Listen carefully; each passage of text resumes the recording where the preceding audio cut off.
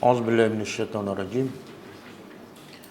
Bismillahirrahmanirrahim. Alhamdulillahi rabbil alamin. Nahmaduhu wa nasta'inu wa nastaghfiruh. Wa na'udzu billahi min shururi anfusina wa min sayyiati a'malina. Man yahdihillahu fala mudilla lahu wa man yudlil fala hadiya lahu. Asyhadu an la ilaha illallah wahdahu la syarika lah wa asyhadu anna Muhammadan abduhu wa rasuluh. Subhanaka la ilma lana illa ma 'allamtana innaka antal alimul hakim. Allahumma 'allimna ma yanfa'una wanfa'na bima 'allamtana wa zidna ilma. Allahumma ati anfusana taqwaha wa zakkiha anta khairu man zakkaha anta waliyuha wa maulaha.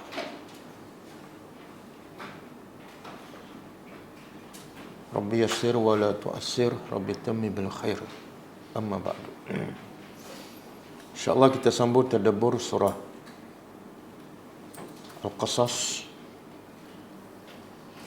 ayat 16. Dan sebelum tu kita tengok pengajaran ayat lepas. Ayat 12 lah. Ayat 11. 14. Ayat 14. A'udzubillahi minasyaitonirrajim. Walamma balagha ashuddahu wastawa atainahu hukman wa ilma. Wa kadzalika najzil muhsinin. Maksudnya, dan tatkala dia, iaitu Nabi Musa AS telah sampai ke tahap kemuncak kematangan umurnya, wastawa dan sempurna, kami telah anugerah kepadanya hukman dan ilmu, hikmah dan ilmu. Dan demikianlah kami membalas kepada orang-orang yang suka berbuat kebaikan. Pengajarannya pertama,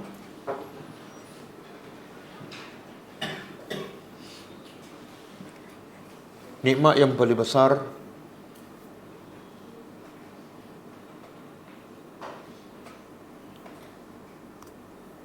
yang diberi oleh Allah, nikmat yang paling besar yang diberi oleh Allah kepada hamba-Nya ialah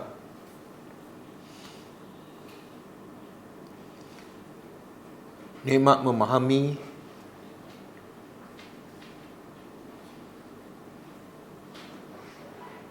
agama, memahami agama dengan mendalam, beramal dengannya,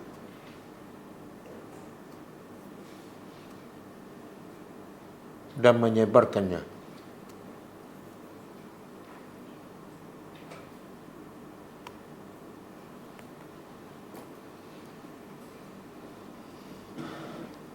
Yang kedua,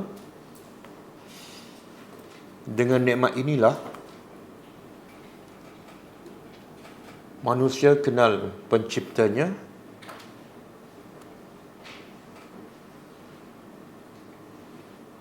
dan manusia akan mendapat kebahagiaan yang kekal abadi.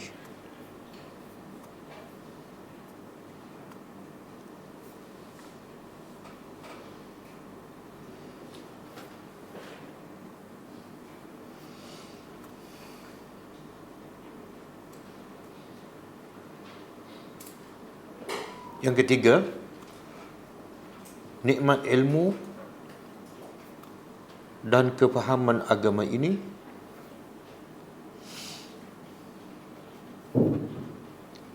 Allah akan memberi kepada orang yang suka berbuat kebaikan secara khusus.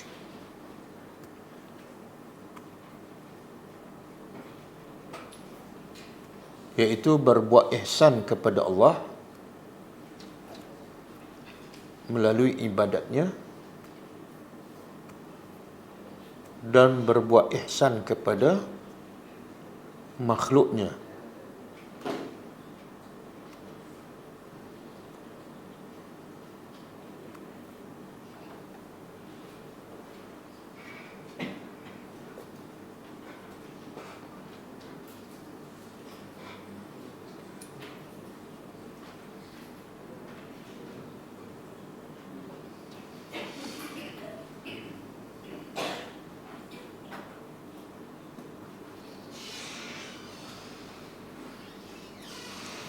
Okey, ayat 15. ودخل المدينة على حين غفلة من أهلها فوجد فيها رجلين يقتتلان هذا من شيعته وهذا من عدوه فاستغاثه الذي من شيعته على الذي من عدوه فوكزه موسى فقضى عليه قال هذا من عمل الشيطان إنه عدو مبين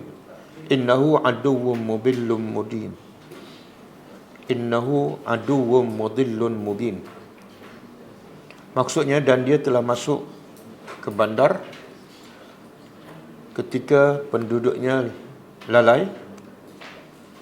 Lalu dia mendapati di bandar itu dua lelaki yang sedang bergaduh, satu daripada pengikutnya dan satu daripada musuhnya.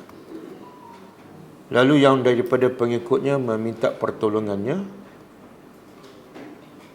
untuk melawan musuhnya. Lalu dia, iaitu Nabi Musa, menumbuknya sehingga mati. Dia berkata, ini adalah kerja syaitan. Sesungguhnya syaitan itu musuh yang menyesatkan lagi nyata. Okey, pengajarannya. Pertama,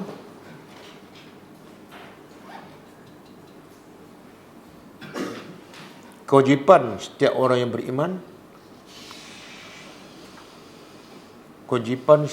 yang beriman, apabila melihat kemungkaran,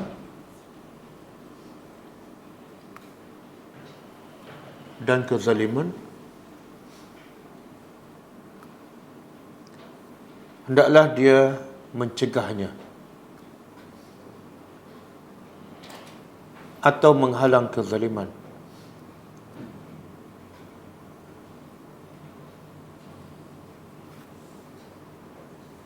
Mengikut kemampuannya, sama ada dengan kuasanya atau lidahnya, dan paling kurang wajib dia membenci di dalam hati.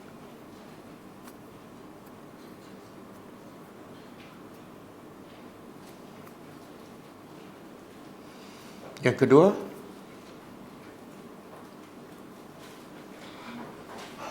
dibolehkan memukul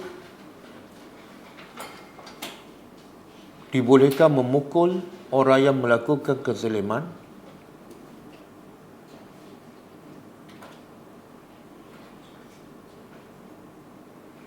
dengan tujuan untuk menghalang kezalimannya.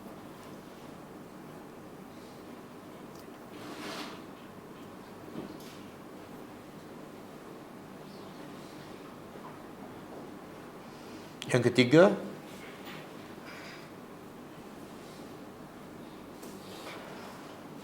sesiapa yang tidak beriman kepada Allah dan Rasul, dia adalah musuh. Dia adalah musuh Allah dan musuh orang-orang yang beriman.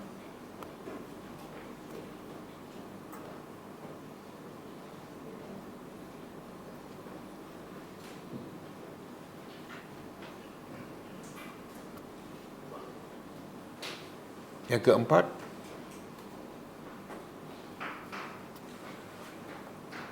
orang beriman yang kuat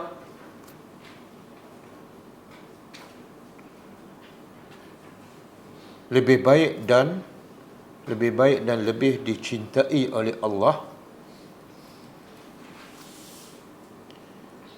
daripada orang beriman yang lemah.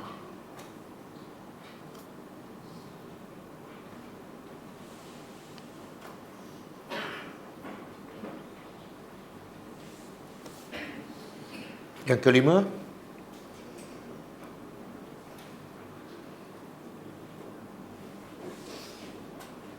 marah adalah daripada amalan syaitan. Marah adalah daripada amalan syaitan.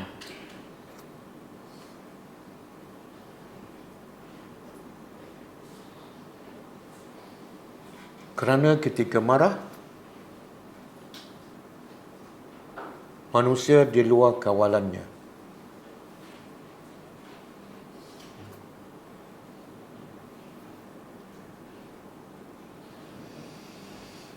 Okey, kita sambut tadabbur.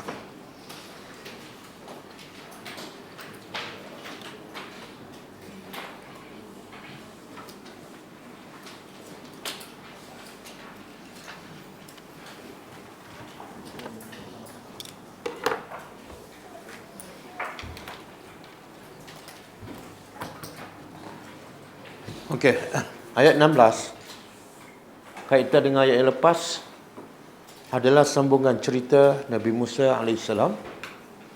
Kalau ayat yang lepas, dia pukul seorang Kibti daripada bangsa Fir'aun yang menzalimi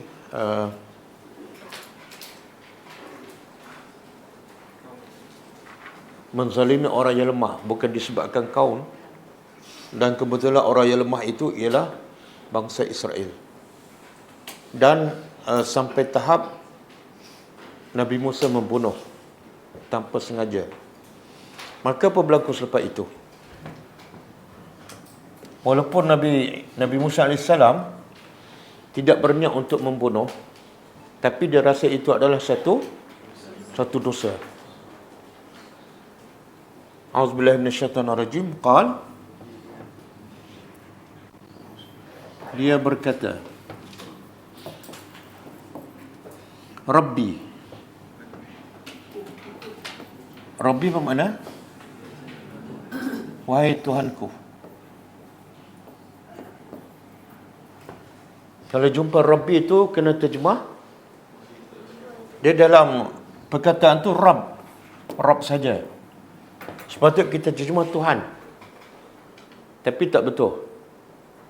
Dia kena terjemah 3 perkataan. Satu, wahai. Yang kedua, Tuhan. Yang ketiga, ku. Di mana wahai?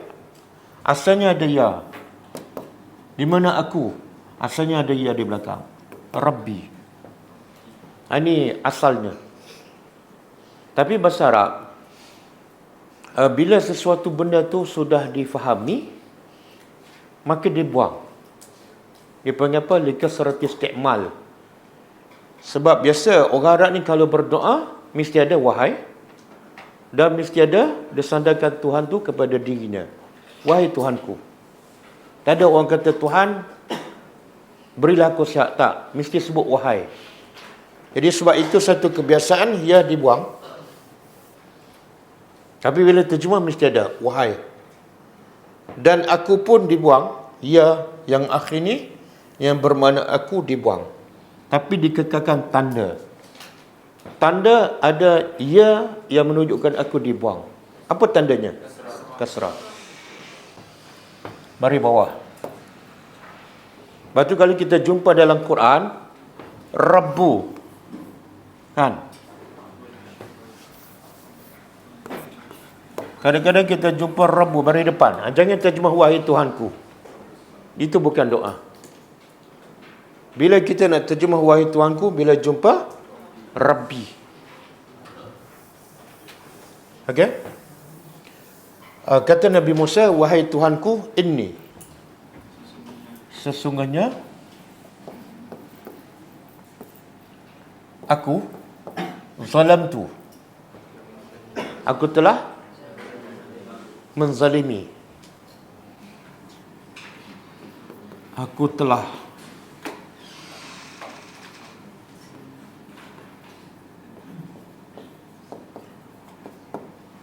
nafsi diriku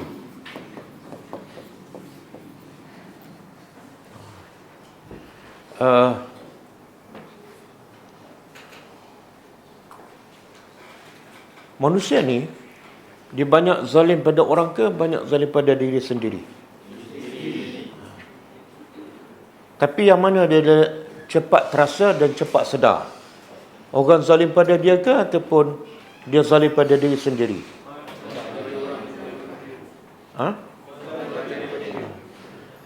Padahal mana lebih banyak? Orang zalim pada dia dengan dia zalim pada diri sendiri. Mana lebih banyak? Dia zalim pada diri sendiri. Orang fitnah dia sikit, kecohkan. Kecoh masuk akhbar, orang fitnah dia. Baru sekali dalam seumur hidup dia. Tapi dia zalim pada diri sendiri berapa lama? 40 tahun. Dia buat tak tahu je. Okey? Jadi Nabi Musa ni, apa kezaliman dia? Apa kezaliman Nabi Musa? Ha? Adakah itu satu dosa? Bukan. Bahkan ketika dia tumbuk tu pun dalam misi apa tu? Ha? Dia sedang belajar karate ke silat? Tak, dia sedang berdakwah. Al-amru bil ma'ruf wan nahyu 'anil munkar. Dia tengah berdakwah dan dia nak menghalang kezaliman. Tiba-tiba termati orang tu. Tapi dia rasa itu adalah satu dosa. Inni zalamtu nafsi. Maka bila dia rasa itu satu dosa, sifat para nabi dan orang beriman, bila rasa je berdosa, dia tak simpan lama. Dia kata apa? Faghfirli. Maka ampunkan. Li untukku ataupun bagiku, ampunlah untukku ataupun ampunlah dosa-dosaku. Maka faghafa. Fa ni menunjukkan apa? Kata Imam Al-Alusi, fa ni menunjukkan li tartib wa ta'qib.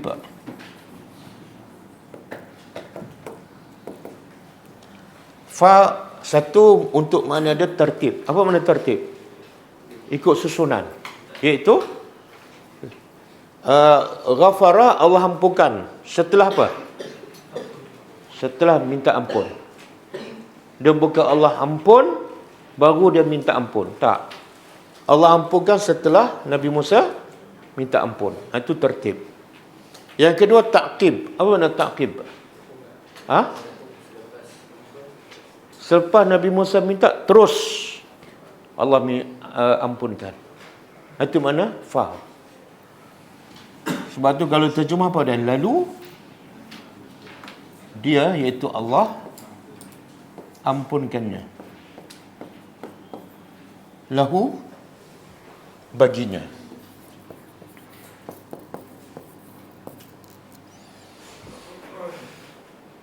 Okey. Kalau kita tengok di sini, apa sebab Allah ampun dosa Nabi Musa AS? Walaupun sebenarnya bukan dosa pun. Apa sebab Allah terus ampun? Fa.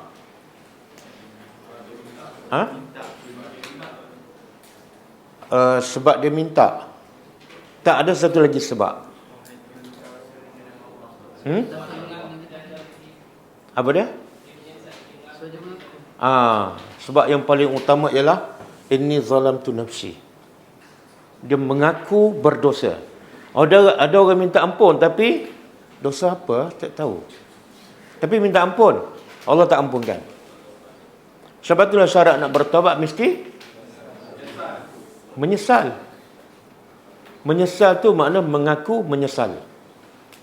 Kalau dia tak menyesal kan, contoh tak tahu apa dosa, lepas tu bangun malam solat sunat taubat. Dia tak malam pula tu. Menyesal tak? Ada tak menyesal? Tak tahu sebab dosa, tak tahu apa. Macam mana nak menyesal? Nabi Musa ni dia mengaku dosa. Jelas tak dosanya? Walaupun sebenarnya bukan dosa pun. Betul kan? Jelas. Dia menyesal. Inni zalamtu nafsi. Mengaku, lepas tu minta ampun. Barulah terus Allah ampunkan. Okey? Inilah sifat para nabi, para rasul dan salafus soleh, iaitu bila buat dosa je terus menyesal, terus mengaku dulu. Terus mengaku. Kita tengok Nabi atuk kita. Siapa atuk kita? Nabi Adam AS. Cuba buka surah Al-Anbiya. Al-A'raf. Ayat 23.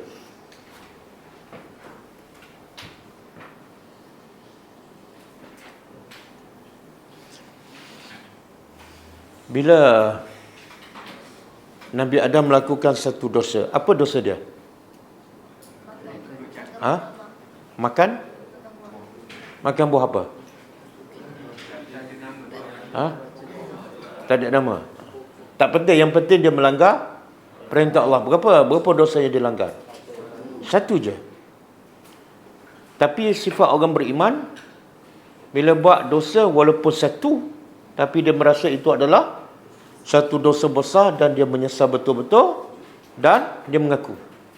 Tengok apa kata Nabi Adam. Qala. Terjemah? Siapa berkata ni? Seorang kedua. Mana tahu dua? Ada alif. Kalau seorang, qala. Kalau seorang,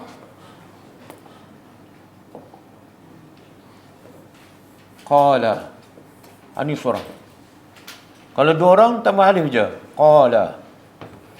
Alif tu menunjukkan dua orang. Okey, telah berkata dua. Adam dan Hawa. Rabbana,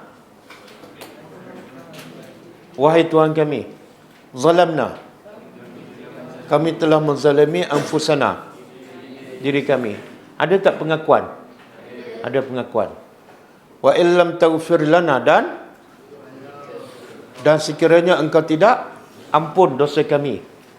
Wa tarhamna, dan kalau engkau tidak merahmati kami, lanakunanna, pasti kami akan menjadi orang-orang yang rugi. Walaupun engkau tak ampunkan hanya satu dosa saja, maka Allah ampunkan. Fajtabahu rabbuh. Bukan setakat Allah ampunkan Nabi Adam, tapi Allah pilih dia sebagai seorang Nabi. Sebab apa? Salah satunya sebab dia mengaku berdosa. Jadi mengaku berdosa ni, zalamna anfusana, sangat penting. Cuba tengok pula surah Al-Anbiya 78 dan 79.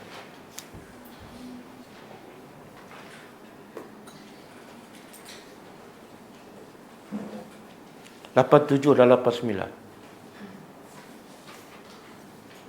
Okey. Wa Zannun. Zannun apa dia? Za apa makna? Mempunyai. Za mempunyai. Zul Arshi. Dan za ni kadang-kadang boleh jadi zu, boleh jadi za. Boleh jadi zi. Zul Qarnain. Kadang-kadang Zal Qarnain. Kadang-kadang Zil Qarnain. Makna dia sama. Mempunyai. Zil Ma'arij. Okey. Dan orang yang mempunyai nun. Nun apa dia? Nun apa dia? Ikan. Al-hut. Ikan paus. Jadi za ni mempunyai ikan. Maksud dia sahibul hut. Orang yang ditelan oleh ikan. Iaitu Nabi Nuh AS. Izzahaba. Ketika mana zahaba, dia pergi dalam keadaan mughadiban, marah. Dia pergi dalam keadaan marah, makna merajuklah. Fazanna, lalu zanna, dia menyangka. Siapa ni? Dia pergi dalam keadaan merajuk, dia menyangka allan naqdir alaihi, bahawa Allah kata Nabi Yunus menyangka kami lan naqdir, tak boleh buat apa-apa pada dia. Dia bebas nak merajuk ke nak apa ke, sehingga seolah dia menyangka kami ni tak boleh, iaitu kami Allah tak boleh buat apa-apa pada dia.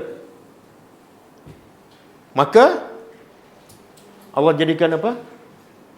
Allah bagi satu hukuman, iaitu dia ditelan oleh ikan paus. Dalam banyak-banyak yang naik kapal tu, siapa yang terbaik? Nabi Yunus. Dalam yang ramai-ramai naik kapal, siapa dosa paling banyak? Orang lain. Tapi akhirnya siapa yang ditelan oleh ikan paus? Kenapa? Sepatutnya ditelan oleh ikan paus siapa? Nakoda kapal tu kan? Ataupun penumpang lain, tapi Nabi Yunus. Kenapa? Sebab apa? Sebab Allah sayang. Inna Allah idza ahabba qauman ibtalahum. Inna izamal jazai ma'a izamil bala. Ganjaran pahala yang besar mestilah bersama dengan ujian yang besar. Jadi yang atas kapal tu yang paling Allah sayang Nabi Yunus. Jadi bila ditelan oleh ikan paus, apa dia buat? Fanada, lalu dia menyeru fi zulumat, dalam zulumat. Berapa kegelapan? Banyaklah. Zulumat ni jamak. Dalam kegelapan-kegelapan. Kegelapan apa ni? Satu kegelapan perut ikan dulu. Dalam perut ikan ada nampak apa-apa? Lepas tu yang kedua, kegelapan dasar laut. Yang ketiga, tak nampak apa-apa. Maka dia berdoa, alla ilaha illa anta, bahawa tidak ada Tuhan melainkan engkau. Pertama, nak berdoa kenapa? Kena jelaskan tauhid kita. Tidak ada Tuhan melainkan engkau. Kemudian yang kedua, subhanaka, maha suci engkau. Engkau ni maha suci. Maha suci daripada apa? Segala kelemahan. Engkau boleh buat apa-apa padaku. Aku ingat tak boleh buat apa-apa. Aku ingat aku merajuk, okey je. Inni kuntu, sesungguhnya aku adalah orang-orang yang zalim. Mengaku. Ada dia minta ampun dalam doa ni? Ada? Ada tak dalam doa Nabi Yunus dia minta ampun? Tak ada. Yang ada apa dia? Mengaku, mengiktiraf. Sebenarnya mengiktiraf tu mana lebih baik? Kita mengaku berdosa dengan kita minta ampun tapi tak berapa mengaku. Mana lebih baik? Ya Allah ampunlah, Allah maghfirli, Allah maghfirli, tapi buat lagi dosa. Sebenarnya dia tak mengaku. Betul tak? Jadi yang paling penting ialah mengaku. Tak minta ampun pun tak apa. Sebab apa? Bila kita mengaku, kita akan tinggalkan dosa tu. Kita akan menyesal. Mana lebih bahaya? Mana lebih bahaya? Duduk dalam perut ikan yang gelap, di dasar laut yang gelap, di waktu malam yang gelap, dengan duduk dalam satu dosa. Mana lebih bahaya? Betul. Kita ada berapa dosa? Banyak kan? Kalau ikut logiknya, siapa kena telan ikan paus dulu? Nabi Yunus ke kita? Kita kan? Tapi kita relax je. Sebab apa? Sebab apa? Kita macam buat dosa relax, tak mengaku kan? Kalau minta ampun pun senyum je. Kadang-kadang amin, amin, tak tahu apa kan? Okey. Dan sebab itu, tengok apa yang Nabi ajar. Bila Abu Bakar radhiyallahu anhu, Abu Bakar banyak doa, banyak dosa tak? Abu Bakar kena kan? Kena. Banyak dosa tak? Tak ada kan? Bahkan dia antara orang yang orang yang terbaik selepas Nabi. Akhlaknya, akidahnya, jihadnya, infaknya nombor satu selepas Nabi. Sebab tu yang paling layak ganti Nabi sebagai khalifah Abu Bakar. Orang terbaik. Tapi bila dia minta Nabi, dia minta daripada Rasulullah, ya Rasulullah, boleh tak ajar aku satu doa untuk aku baca dalam solat? Dia minta Nabi ajar doa. Apa doa yang Nabi ajar pada Abu Bakar yang terbaik? Ha?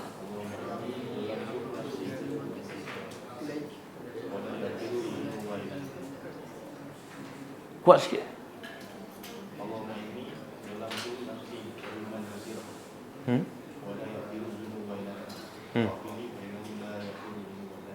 Okey. Siapa yang tak baca doa ni, dia lebih baik sikit daripada Abu Bakar. Okey. Macam mana nak terangkan?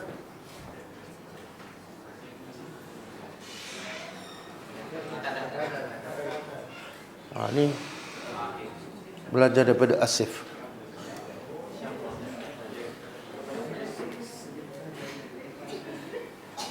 Okey. Terjemah wa'allama. Dan Nabi sallallahu alaihi wasallam telah mengajar Abu Bakar As-Siddiq radhiyallahu anhu doaan, satu doa yang yad'u bihi fi salatihi, yang mana doa tu Abu Bakar baca dalam solat. Okey. Setakat ni apa pengajaran? Nabi ajar Abu Bakar baca doa. Abu Bakar orang Melayu ke orang Arab? Orang Arab kan? Agak-agak Abu Bakar dengan tok-tok guru kita, mana lebih fasih bahasa Arab? Abu Bakar. Kemudian antara Abu Bakar dengan tok guru kita, mana iman dia lebih hebat? Abu Bakar. Tapi siapa yang reka doa? Abu Bakar ke tok guru kita? Sama? Boleh faham? Orang sehebat Abu Bakar, dia bangsa Arab. Kamu ni di Jamiah Ahli Surga, 10 orang yang di Jamiah Ahli Surga layak mengganti Rasulullah. Alah, mereka sendirilah doa, kenapa minta dengan Rasulullah? Betul tak? Pengajarannya apa? Abu Bakar orang paling cerdik. Dia tahu beza doa dia dengan doa Nabi, sangat beza. Kalau doa Nabi mesti wahyu daripada Allah. Kalau doa dia mungkin daripada nafsu. Takkan tak tahu beza antara wahyu dengan nafsu. Betul kan? Apa saja doa daripada Nabi pasti adalah wahyu daripada Allah. Kenapa nak reka-reka? Ini daripada Allah. Jadi kepada pakcik-pakcik bakar tu, jangan reka-reka doa. Okey. Yang kedua, doa terbaik baca bila? Dalam solat. Nabi Abu Bakar terus bagi tahu, wahai Rasulullah, boleh tak ajar satu doa untuk aku baca dalam solat? Kenapa dia nak baca dalam solat? Kenapa dia tak nak baca di luar solat? Kenapa? Sebab Abu Bakar tahu doa terbaik ialah dalam solat. Kita bila baca doa, kita nak apa? Nak diterima oleh Allah. Bila nak diterima, kita kena pilih waktu terbaik yang Allah terima, iaitu dalam solat. Dalam solat pula waktu terbaik apa dia? Ketika sujud. Yang kedua, masa tasyahud akhir. Ini orang cerdik ini. Orang cerdik banyak doa dalam solat. Bukan makna doa lepas solat tu tak cerdik. Cerdik juga. Tapi paling cerdik ialah dia baca doa ketika dalam solat. Sebab sedekat-dekat hamba kepada Allah ialah ketika dia sujud, dan sujud pula dalam solat. Okey, apa doanya? Qul. Nabi kata pada Abu Bakar, kamu nak doakan? Okey, qul, katakan. Allahumma, ya Allah, inni, sesungguhnya aku zalamtu nafsi. Aku telah zalim diriku zulman katsira. Ada tambahan lagi. Kezaliman yang banyak. Nabi cakap, Nabi suruh Abu Bakar sebelum minta apa-apa mengaku kamu buat zalim. Bukan sikit, kasira. Kan? Kita kalau ustaz lah minta doa, jadi orang bagi doa, kata ustaz nak doakan. Ustaz kena mengaku ustaz buat zalim banyak. Macam mana perasaan ustaz tu?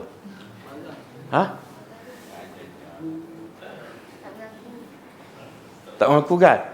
Sebab apa? Awak kata saya buat doa, buat zalim banyak. Awak tahu tak sejarah hidup saya? Subhanallah. Tengok Abu Bakar. Abu Bakar ada bantah tak? Bila Nabi kata kamu kena mengaku sebelum berdoa. Kamu bukan buat kezaliman sikit, tapi zulman kasira. Kita baca doa ni kan? Tapi masa kita baca, perasaan kita sama tak dengan perasaan Abu Bakar masa baca? Sama ke tak? Perasaan kita masa tu apa dia? Masa baca doa ni. Siapa ada pengalaman baca doa ni? Fikiran kaya ke ataupun apa imam tak bagi salam ni? Subhanallah. Orang semakin tinggi kedudukannya, semakin rasa bersalah dan semakin mengaku dosa walaupun tak ada dosa. Yang biasa tak mengaku dosa ni siapa? Yang buat dosa banyak tu. Sebab tu sama-sama minta doa, minta ampun, senyum. Tiap-tiap malam solat taubat, besok buat lagi. Tak ada pengakuan. Lepas tu wala yaghfiru dzunub, dan tidak ada yang boleh mengampunkan dosa illa anta, kecuali engkau. Faghfirli. Baru minta ampun, mengaku dulu. Maka mintalah ampunlah bagiku maghfiratan, keampunan yang min indika. Keampunan yang paling mahal ialah yang daripada Allah. Bila Allah ampun makna apa tu? Bila Allah bagi keampunan makna tiket untuk kita dapat rahmat Allah, dan bila dapat rahmat Allah, tiket ke syurga.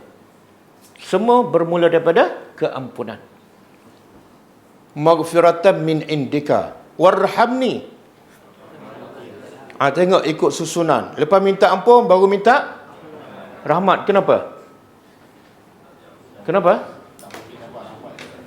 Penghalang manusia dapat rahmat Allah ialah dosa. Mintalah ampun banyak mana, mintalah rahmat 20 kali sehari ke, tapi kamu duduk dalam dosa, rahmat Allah tak akan datang.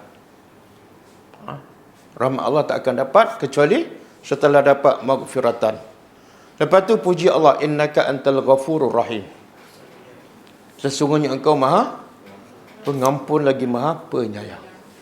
Hadis sahih riwayat Bukhari. Nombor hadis, catat Asif. 83463267387. Tapi jangan hafal nombor hadis saja. Hadis apa tak? Belum hafal. Hafal hadis dulu baru hafal nombor hadis. Okey. Hadis yang kedua. Semua dah hafal ke hadis tadi? Dah. Belum lagi? Masya Allah. Ini macam tak pernah zalim pada diri sendiri. Pelajar-pelajar ni, pelajar akademik, kalau pelajar yang belakang tu 3 kali wajib hafal, pelajar akademik 10 kali wajib. Besok ustaz nak dengar. Banyak tak buat dosa ni pelajar-pelajar? Banyak. Mana lebih banyak dengan dosa Abu Bakar? Kalau banyak kena baca doa dia. Okey. Wa qala sallallahu alaihi wasallam, Nabi bersabda li Aisyah, kepada Aisyah. Bahasa Arab sikit, li ni haruf hujah. Kenapa sini baris atas? Sepatut li Aisyati haruf hujah kan? Tapi li Aisyah sebab mamnu' minas sarfi. Dia tak boleh baris bawah sebab nama perempuan dan di hujungnya ta'nis. Okey. Apa kata Nabi kepada Aisyah? Terjemah, innal abda, sesungguhnya hamba itu iza i'tarafa. Apabila i'tarafa, dia iktiraf, bahasa Melayu dah. Nabi kata sesungguhnya hamba itu bila dia mengaku bizambihi, dengan dosa dia, summa taba, kemudian dia bertaubat, taballahu alaihi, pasti Allah akan terima taubatnya. Nampak? Dua syarat. Pertama, iktiraf, mengaku. Yang kedua, bertaubat. Jangan mengaku saja, saya mengaku semua dosa saya, tapi saya akan bertobat lepas pencen. Tak jadi. Ataupun bertobat tapi tak mengaku dosa. Saya nak bertobat je, tapi saya rasa macam tak ada dosa je. Okey? Dan saya nak tanya, Nabi Musa ni, dia tumbuk kan? Dia tumbuk KBT, mati. Sengaja ke tak? Sebenar dosa ke tak? Tapi dia minta ampun tak? Dia mengaku tak dosa? Dan Allah ampun tak dosa dia? Allah ampun sebab apa? Sebab dia mengaku. Okey. Allah dah ampun, tapi adakah Nabi Musa ni rasa dosa dia telah diampunkan? Masih dia belum rasa dosa dia dah ampunkan. Sampai bila ni? Dia rasa dia tetap berdosa sampai bila? Sampai pada mahsyar. Kita tengok hadis kat bawah ni. Hadis syafaat. Hadis ni panjang, tapi kita ambil bahagian Nabi Musa je. Daripada Abi Hurairah radhiyallahu anhu, anna Nabi sallallahu alaihi wasallam, sesungguhnya Nabi sallallahu alaihi wasallam berkata, di pada masa nanti fayatuna. Yaitu apa dia? Orang ramai datang kepada Nabi Musa. Orang ramai nak apa masa tu? Dan bila nak syafaat dia cari siapa? Cari Nabi ke cari guru dia? Cari Nabi je. Jadi cari guru pun cari Nabi masa tu. Kita cari guru kita tak ada. Rupa-rupa guru kita pun cari Nabi.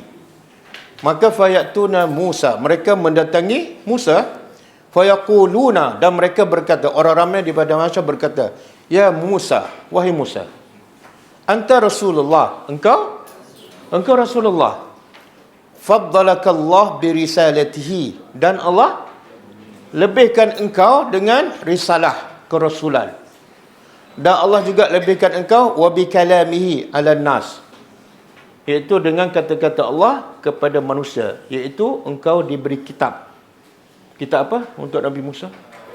Taurat. Jadi engkau ada kelebihan. Isfa' lana ila rabbika, tolonglah bagi syafaat kepada kami daripada Tuhan engkau, tolonglah. Kami sangat-sangat perlukan syafaat. Okey. Ala tara ila ma nahnu fihi. Orang ramai di pada masa berkata kepada Musa, kamu tak tengok ke keadaan kami ni sangat-sangat teruk, sangat-sangat menderita di pada masa, tolonglah. Okey, apa reaksi Nabi Musa? Fayaqul, dia berkata, inna rabbi, sesungguhnya Tuhanku qad ghadiba, sesungguhnya Tuhanku telah marah, al-yawm, hari ini, ghadaban lam yaghdab qablahu mislahu.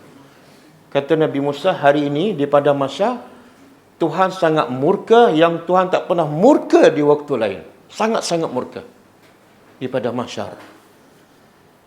Wala yaghdab, dan Allah tidak akan murka ba'dahu mislahu. Selepas ni di pada mahsyar Allah tak akan murka sebagaimana Allah murka ketika itu. Wa inni, sesungguhnya aku qad qataltu nafsan, aku telah bunuh seorang kat dunia dulu. Dia ingat lagi tu.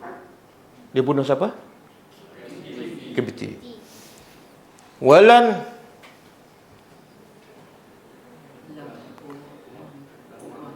okey.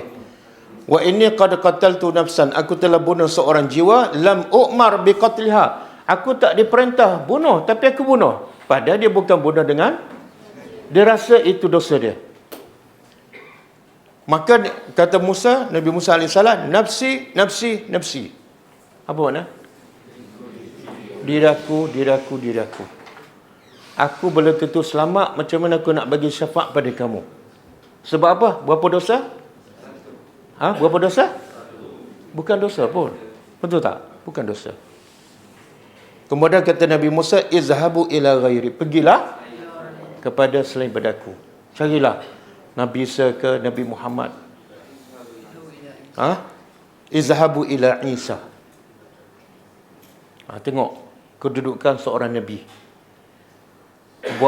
Bukan dosa, dia rasa dosa. Kemudian dia minta ampun. Kemudian Allah dah ampunkan. Tapi dia rasa tetap berdosa sampai bila? Sampai di pada mahsyar. Kita ni tak tahu berapa banyak dosa setiap hari kan. Dosa mengumpat, dosa buang masa, dosa bersembah kosong, dosa baca Quran tak faham, dosa solat lambat, dosa buka aurat, dosa solat tak khusyuk. Betul? Tapi muka macam tak bersalah je. Betul tak? Tak ada perubahan, tak mengaku berdosa. Sama je. Betul kan? Dan lagi parah apa dah? Kita tak fikir ni, bagaimana keadaan kita di pada mahsyar. Nabi Musa kata, aku tak boleh nak bantu orang. Sebab apa? Diri aku pun belum tentu selamat. Padahal dia confirm selamat. Boleh faham? Pengajaran. Pengajaran, janganlah bila kita buat dosa, jangan simpan. Terus bertobat. Okey. Kenapa sangat penting keampunan? Kita balik pada ayat kita. Kenapa sangat penting keampunan Allah?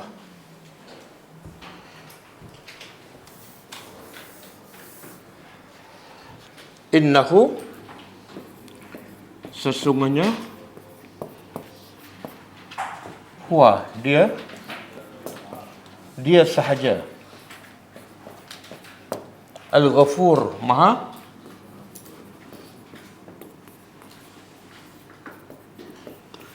pengampun, Ar-Rahim, lagi Maha penyayang.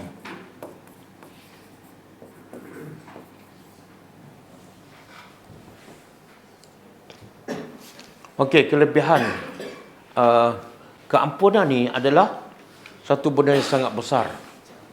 Sebab itulah para Nabi buat satu dosa, dia rasa macam tak selamat dah. Walaupun sebenarnya itu bukan dosa. Sebab apa? Sebab dosa adalah penghalang kepada manusia masuk surga. Dan keampunan Allah adalah penyebab utama manusia masuk surga. Cuba buka surah Ali Imran ayat 195.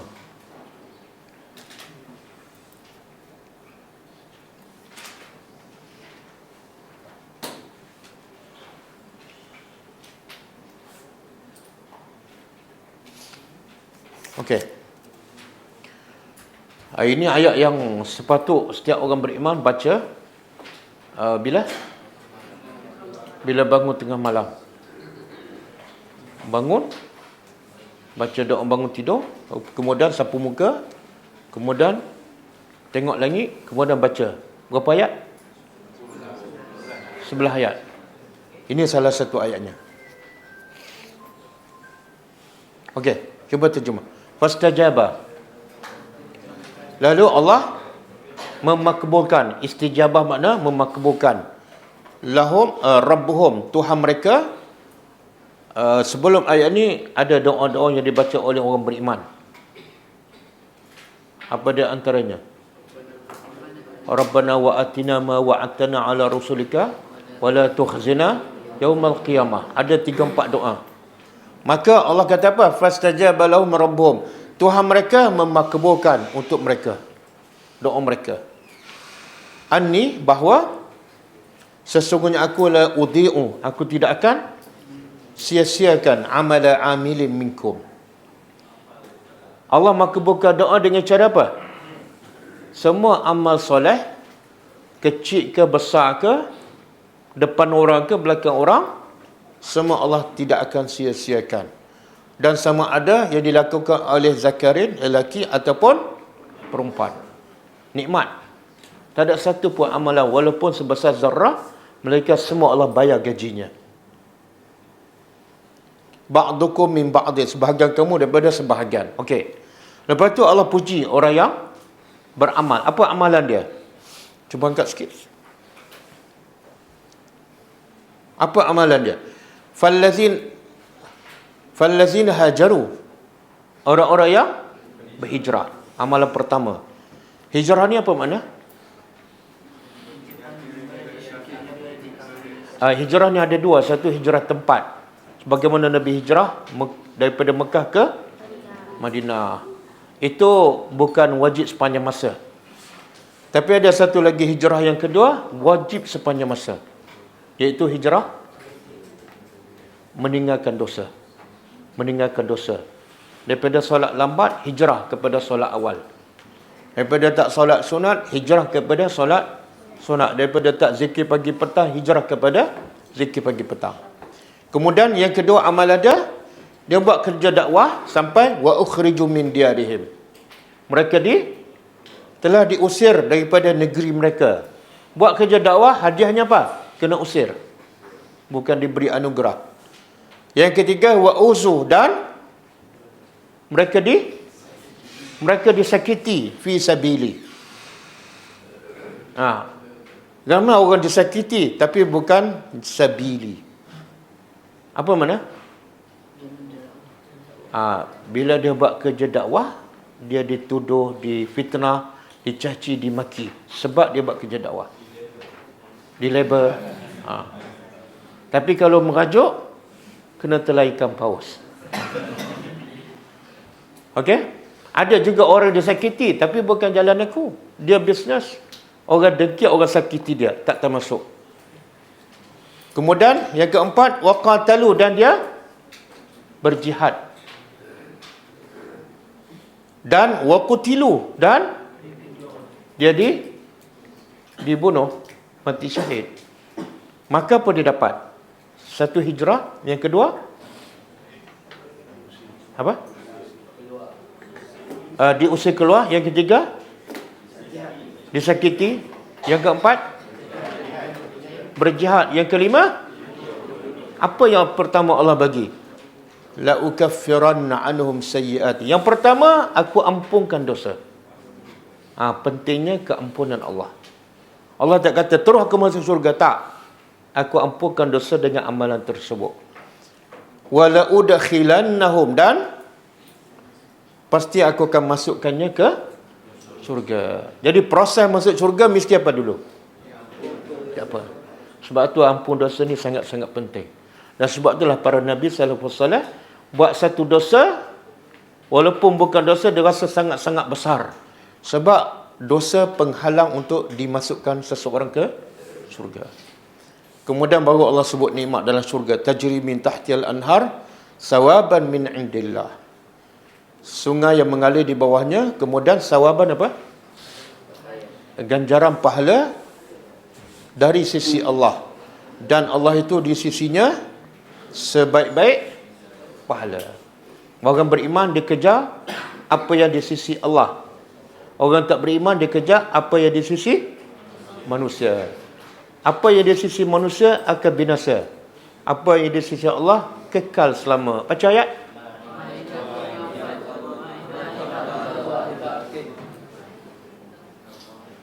Baca wakil, kuat sikit. Surah apa? An-Nahlu 96. Kan? 96 kan? Silap 2 ayat, no? Betul kan? An-Nahlu 96. Okey. Dan pentingnya keampunan Allah. Nabi Musa, dia rasa bersalah, walaupun tak bersalah, ketika itu dia sedang buat kerja apa? Kerja dakwah. Jadi salah satu cara nak dapat syurga, kena dapat keampunan. Dan salah satu cara nak dapat keampunan, buat kerja dakwah. Buka surah kegemaran kita, surah Yasin. Ayat 26 dan 27. Baru baca tadi? Hari Jumaat kan? Tadi ke semalam? Tadi. Mana? Dia kan dah tukar surah Kahfi. Oh. Tapi yang Kahfi lepas Isya 10 ayat je kan? Satunya 10. Okey. Kita tahu semua kan, seorang lelaki buat kerja dakwah kan. Waja'a min aqsal madinati rajulun yas'a. Jadi ada seorang pendakwah muda kita, nama dia Ustaz Waki. Kan? Dia ada beritahu antara kelebihan berdakwah, dapat keampunan Allah. Apa dalil? Bila lelaki ni buat kerja dakwah, dia dibunuh. Kan? Lepas dibunuh, Allah kata apa? Qila dukhulil jannah. Masuk syurga. Maka bila masuk syurga, dia sangat seronok. Ini ulama kata, satu-satunya pendakwah yang berdakwah masa hidup dan masa mati. Masa hidup dia berdakwah, masa mati pun dia berdakwah. Apa dia? Ini mesej dia selepas dia mati. Allah rakam. Apa dia? Qala ya laita qaumi. Alangkah baiknya kalau kaum aku ya'lamun, mengetahui. Kalau boleh aku nak beritahu kaum aku yang bunuh aku dapat berita gembira. Apa dia? Bima ghafara li rabbi. Yang pertama, Allah ampunkan dosaku. Nampak?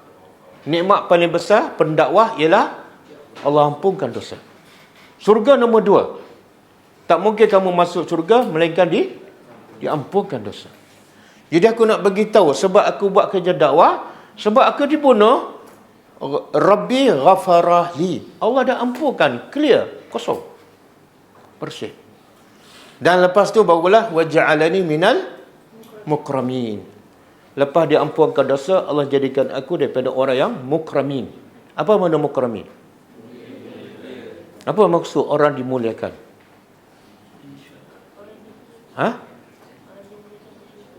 Yalah, macam mana tu? Siapa tahu? Takkan tak tahu baca Yasin 20 tahun?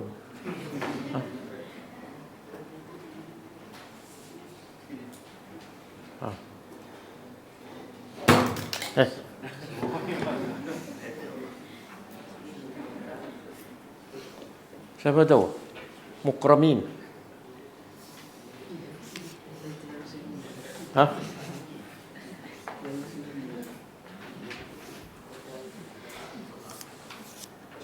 Kalau mukramin, apa hukum tajwid ni? Mukramin. Apa dia hukum dia? Apa nama dia? Oh, tak tahu juga. Lagi teruk, tajwid pun tak tahu, makna pun tak tahu. Paling-paling kurang tahu tajwid. Mak apa? Ma'arik li sukun. Berapa harakah? 2 ataupun 4 ataupun 6. Boleh baca mukramin, boleh baca mukramin, boleh baca makna apa?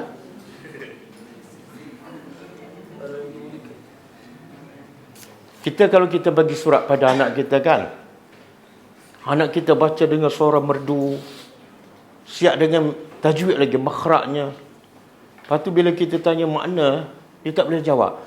Kita seronok ke sakit hati? Sakit hati kan? Baca merdu tapi tak faham apa mesej yang kita nak bagi tahu. Begitulah Allah nak sampaikan mesej ni, minal mukramin. Okey, siapa tahu? Last call.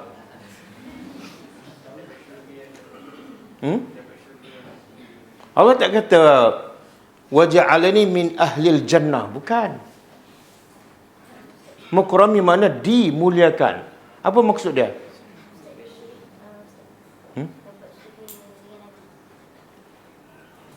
Tak mestinya. Okey. Dia ulama bagi analogi macam ni. Kalau kita dimuliakan kat dunia, contohlah orang jemput saya daripada Seremban, dia nak jemput saya makan, dia datang ambil saya. Lepas tu bila saya keluar rumah, dia buka pintu kereta, saya masuk. Lepas tu dia bawa sampai Seremban, dia buka pintu, saya keluar. Bila masuk rumah dia buka pintu rumah. Saya tak buat apa-apa. Bila saya nak duduk, dia tarik kerusi. Lepas tu siap hidang. Lepas makan apa semua, dia bagi buah yang siap dipotong. Sudah makan semua, dia ulur air untuk basuh tangan. Saya tak bergerak langsung. Sudah lepas tu dia hantar saya balik Kuala Lumpur. Saya tak buat apa-apa pun. Itu kalau kat dunia dimuliakan. Di syurga apa dia? Bila kita nak buat apa-apa, nak makan apa-apa, kita perlu buat apa? Itu makna mukramin. Tak payah bekerja, tak payah berfikir, tak payah niat pun. Allah kata apa? Wa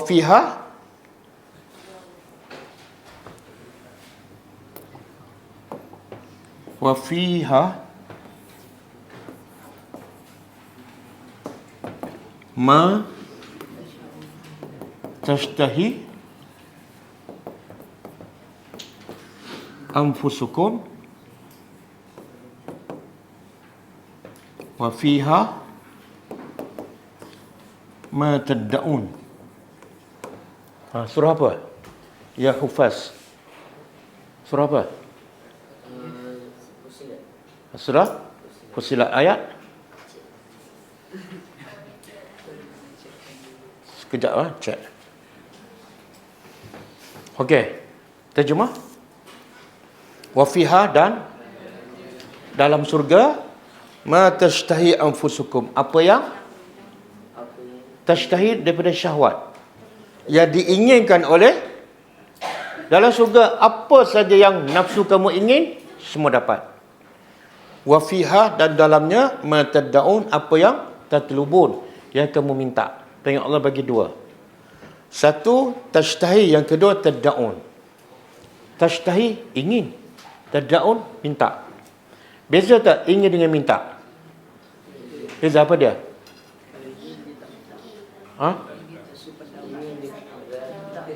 Kalau kita teringin dah dapat, kalau minta lagi dapat. Kat dunia ada tak? Banyak tak yang kita teringin dapat? Tak kan? Dah 10 tahun tak dapat-dapat. Yang kita minta pun tak dapat. Yang teringin buat apa tu? Dia duk fikir, abang bagi sesuatu pada saya. Yang awak minta 5 tahun pun saya tak bagi lagi, teringin pula kan? Jadi Allah kata yang teringin dapat, yang minta lagi dapat. Okey. Ni makna minal muk, orang yang dimuliakan. Dan sebenar dimuliakan ni, ahli surga bila lagi? Dalam kubur lagi. Teman-teman kalau dia mati disebabkan buat kerja dakwah, dalam kubur adalah taman surga. Okey. Kita balik pada ayat kita.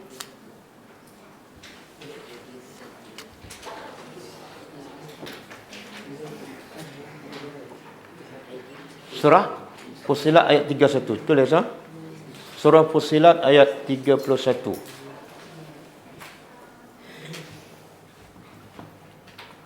Lepas tu apa kata Nabi Musa AS? Qala, dia berkata, Yarhamkallah, Rabbi, Yarhamkallah, wahai Tuhanku,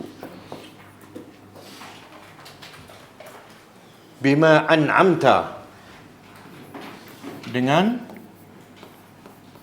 apa yang an'amta, Alhamdulillah, dengan apa yang engkau telah, apa dia an'amta? Kita baca dalam Fatihah kan? Siratal lazina an'amta, yang engkau telah beri nikmat alayya, ke atasku, falan akuna, maka lan apa dah? Tidak apa? Tidak sekali-kali. Maka aku tidak sekali-kali akan menjadi. Akuna menjadi. Kalau kun, jadilah. Fi'il amar. Kalau akuna fi'il Fi'il apa? Mudhari'. Zahira. Zahira apa dia? Penolong. Lil mujrimin. Bagi orang-orang yang zalim ataupun berdosa. Mujrim. Mujrim ni berdosa. Okey. Lepas Nabi Musa AS minta ampun dan mengaku dosa dia, Allah ampunkan. Lepas tu dia nak bersyukur. Dia kata, wahai Tuhanku, dengan apa yang engkau beri nikmat padaku. Okey, apa nikmat ni? Apa dia? Ada ulama mengatakan nikmat yang Nabi Musa rasa yang Allah bagi pada dia ialah diampunkan dosa. Jarang orang rasa nikmat diampunkan dosa sangat besar. Nikmat diampunkan dosa berdasarkan ayat sebelum ni. Diampunkan dosa satu nikmat besar sebab tiket untuk dapat surga. Okey, ada juga ahli tafsir mengatakan nikmat yang Nabi Musa sebut di sini ialah yang sebelum ayat sebelum. Apa dia? Hukman wa ilma. Itu pun nikmat. Dia sebenarnya ada kaitan. Kalau dia tak ada hukuman dan tidak ilman, dia tak akan bertobat pada Allah. Dengan sebab ada hukuman dan ilman, dia kena Allah, dia tahu dosa, dia bertobat. Jadi nikmat di sini maksud dia hukuman wa ilma dan juga keampunan daripada Allah. Maka dengan sebab nikmat itu aku nak bersyukur pada engkau. Apa dia cara nak bersyukur ni? Apa kalau ikut konteks ayat ni? Aku nak bersyukur dengan nikmat tu. Macam mana cara bersyukur? Tak, dalam ayat ni.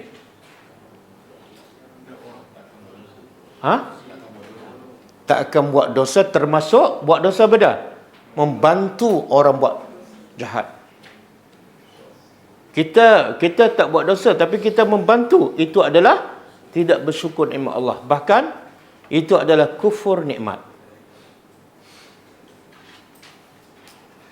Okey, soalan. Nabi Musa pernah tak membantu orang buat kezaliman? Kenapa dia bagi itu pada Tuhan? Lepas ni aku tak akan jadi penolong kepada orang yang buat dosa. Orang yang suruh bunuh.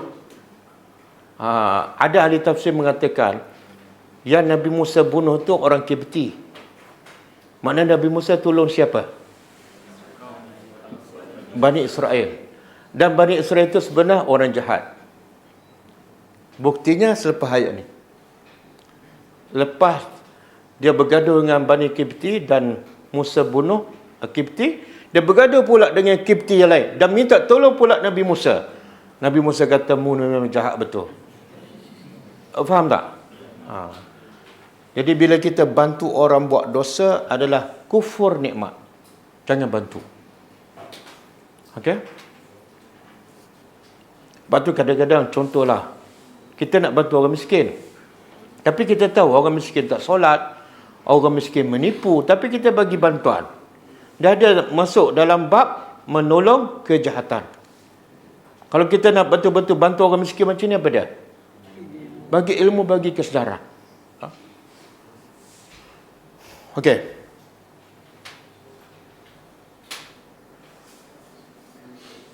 Panjang ke ayat ni? Panjang ke?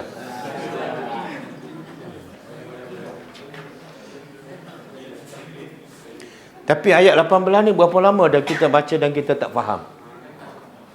Banyak tak dosa kita? Banyak. Jadi nak tadabbur malam ni kan nak tambah lagi dosa? Nak taubat dah? Tapi kalau panjang ni, saya takut nanti dah lewat, lepas tu buat dosa lain pula. Tidur lewat, subuh pun lewat. Jadi kita berhenti setakat ni lah.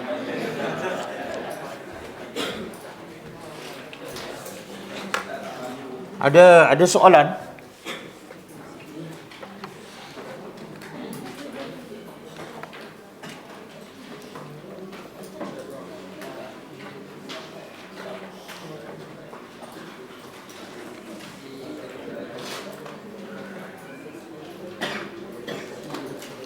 Okey, boleh tak keluarkan ini? Ada satu ayat lagi. Misal. Satu ayat hadis-hadis. Yang last sekali tu. Ma naqasat sadaqatun.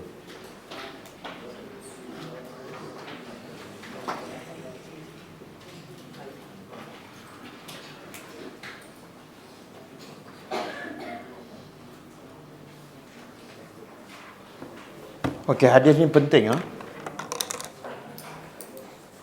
Tak dapat satu ayat, kita ambil hadis. Tak, yang last sekali. Ma naqasat sadaqatun.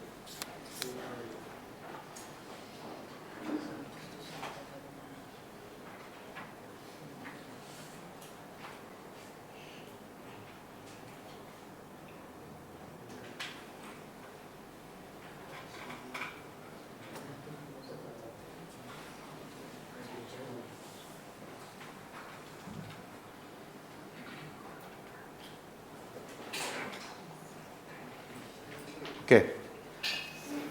Hadis ni hadis sahih riwayat Muslim. Daripada Abu Hurairah radhiyallahu anhu, qala Rasulullah SAW. Okey, ma naqasat sadaqatun min malin. Terjemah ma, tidak. Naqasat, kurang. Sadaqatun, sedekah. Min, dari. Mal, harta. Apa maksud? Tengok, biasa manusia takut sedekah sebab apa? Takut kurang harta, betul tak? Kalau aku sedekah kurang. Allah, Nabi kata apa? Sedekah kamu sedikit pun tak mengurangkan harta kamu. Tak ada. Yang kurang tu bukan sebab sedekah. Yang kurang sebab apa? Kamu boros. Macam mana kamu sedekah tapi kamu rasa kurang? Sedangkan Allah kata apa? Bagi satu dapat 700 dan tambah lagi keberkatan. Macam mana kamu takut kurang? Jadi Nabi kata sedekah sedikit pun tak mengurangkan harta. Satu. Yang kedua, wa ma zadallah, dan Allah tidak akan menambah rajulan kepada seseorang bi'afwin, dengan memaafkan orang, illa izzan, kecuali bila seseorang memaafkan orang, Allah tak tambah pada dia melainkan dia semakin mulia. Semakin dia memaafkan orang, semakin dia mulia, bukan mengurangkan kemuliaannya. Sebab kita biasa, kita susah nak maafkan orang. Sebab apa? Sebab kita rasa kita hebat. Aku tak akan maafkan kamu sebab kamu ni teruk sangat. Tak. Allah, Nabi kata maafkan, menambahkan kemuliaan. Dua. Yang ketiga, bila kita mengaku kita bersalah, kita bertobat, kita buat salah pada orang pun kita mengaku. Nabi kata, wa ma tawadha'a ahadun lillah. Tidak ada seorang pun tawadha'. Apa makna? Merendah diri kerana Allah, lillah. Illa malaikan rafa'ahu Allah. Allah meninggikan darjahnya. Bila kita buat dosa, kita bertobat terus pada Allah, mengaku, Allah angkat darjah. Bila kita buat salah pada orang, mengaku, terus Allah angkat darjat. Jangan rasa malu. Jangan rasa malukan. Nak minta maaf ke tak? Minta maaf ke tak? Tak apalah. Harap-harap di akhirat besok dia maafkan saya. Tak. Maafkan. Pergi minta maaf. Okey? Hadis sahih riwayat At-Tirmizi. Nombor riwayat Tirmizi dan riwayat Muslim. Nombor hadis 2588.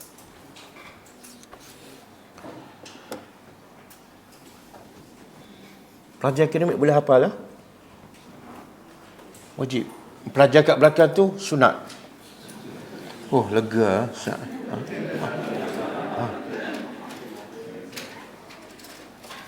Okey, insya-Allah besok ada kelas tadabbur.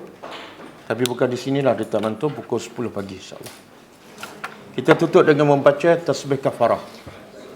Subhanakallahumma wa bihamdika asyhadu an la ilaha illa anta astaghfiruka wa atubu ilaik. Assalamualaikum warahmatullahi wabarakatuh. كتاب الله ترق جنانه